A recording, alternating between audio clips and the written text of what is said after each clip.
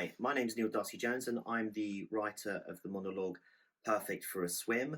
It's inspired by my childhood home of Wivenhoe, in particular the Colne Estuary, and one place in particular that was very special to my heart, White House Beach. It's been performed by one of the area's most acclaimed and brilliant actresses, Ellie Kent-Dyson.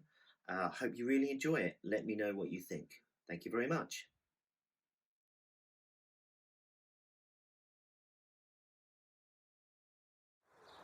Monday, 19th of September. It's a warm day, an Indian summer, some might say, perfect for a swim.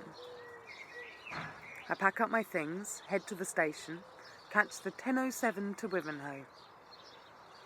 I sit by the window looking out, not in. I don't want to see anyone today. The river soon slides into view and I take a deep, contented breath. There it is, sparkling in the sunlight, dazzling, constantly moving. The train stops. As I walk to White House Beach, the oyster catchers are scuttling across the dappled, luminous mudflats, and in the distance I catch a glimpse of a marsh harrier gliding gently over an outcrop of trees. I sit down on a bench, randomly installed but very convenient for this very moment in time, and watch a while. The bird floats in the air like a lost balloon before drifting slowly out of sight. Eventually, the path sweeps away from the river, zigzagging into the darkness. I've always loved this bit. The seclusion of the woods hides the wide expanse of estuary on the other side. The only clues are the shrill calls of the peewits and the occasional rhythmic chugging of a ballast barge wheezing its way out to sea. Another track leads deeper into the gloom. Black oak boughs, bracken, all consuming everywhere, brambles, ripping, stabbing. But onwards, through the cloaked canopy and out into the light again. To the beach, via the veins of muddy creeks, aimlessly pulling the sea water in and out. Across the claggy clay, the salt marsh wafting in the wind, stinging my nostrils with its briny bromide. I'm here. The patch of green before me like a Swiftian football pitch of manicured turf jutting out onto the pebbly beach below. 12:36. High tide, 14:43. Height, 4.89 metres. I lay out the blanket, gingham blue. I sit down, gazing across the water to the wick. There'll be a few people in the hides today, looking for that elusive spoonbill or avocet. A little egret swoops past and I laugh. They're all here. But time is marching on, it always does, so I must be about my business. There's plenty to do. I lay out the forks, spoons, my knife. Then there's the food. Little nibbly bits like sausage rolls and those mini pork pies he likes. Bit of salad, crisps. There has to be crisps. Cheese and onion. I like prawn cocktail, but today, cheese and onion. He arrives, on time, and I smile. He smiles back. He reaches behind his back and pulls out a Pinot Noir, just as I asked, and a good one. I show him the spread. He tells me I've gone to a lot of trouble, and I have, I always do. Mother said it's the little touches that count. We sit and start to drink and talk and eat. It's very pleasant indeed, perhaps too pleasant, but I am resolute. The sun beats down and the wine flows. There's a brief second where I take my chance. He doesn't notice. My heart skips a beat. I like it. The clock starts ticking. It won't take long for the hydroxybutyric draught to work. A matter of minutes when I tried it on the dog, but then the dog isn't so tall and bulky, or, for that matter, drinking a sturdy Pinot Noir.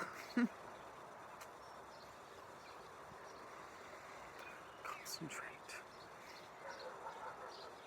I start to tidy the picnic away, not too hastily. I don't want to ruin the moment, but the adrenaline is starting to kick in. Thank God he has that look in his eye.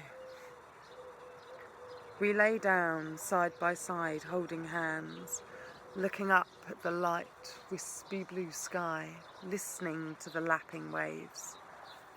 They're getting closer to the edge. Soon they'll be creeping over, tiptoeing towards the fringe of the blanket. I reach out. It's time. I stand up. I take off my clothes. He sits up and takes off his. We're naked. He says, "Don't be nervous.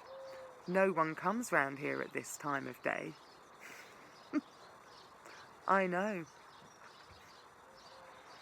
I kneel astride his waist and flay out my arms as if to steady myself.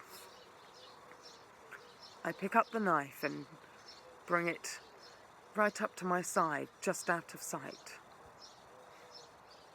I lean down and whisper, "I love you." He replies, "I love you too."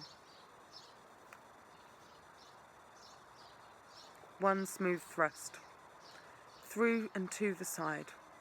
No mess, slowly, methodically, with purpose. I gaze into his eyes, and as he leaves, I take a deep breath. He's gone.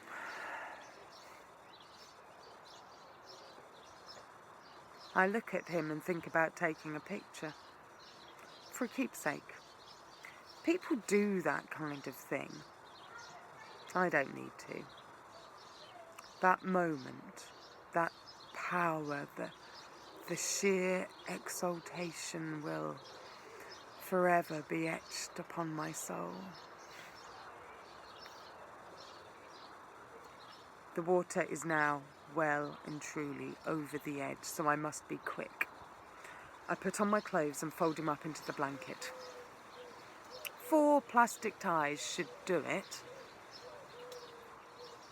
He looks quite cosy, all wrapped up, like a baby getting ready for a trip out. My own little Moses, about to meet his destiny down the river. I roll him over gently, and there's a splash as he enters the water. Now for a fire. A small one, by the blackberry bushes, close to where the locals camp sometimes, still littered with bottles of vodka and beer. On the walk back, the harrier makes a reappearance, swooping over the now swampy salt marshes, cleansed of all their muck and dirt and clay. A palette of greens, olive, samphire, emerald, jade. It's beautiful. It's perfect. As I reach the tidal barrier in the sailing club, there's my first glimpses of humanity. I'm back. It's fine. It won't always be like this. I will return. Not too soon, though. Enough time to really want it again. I mean, really want it. A man strides past walking his dog and utters a cordial, "Good afternoon, lovely day for it." And I grin. "Yes," I reply. "Some might say the perfect day for it." I'm at the station. 1732. Gets in 1740. Home by 1748. On the train I stare out of the window. There's a group of young men talking loudly at the end of the carriage. I try not to think about them, but I can't help it.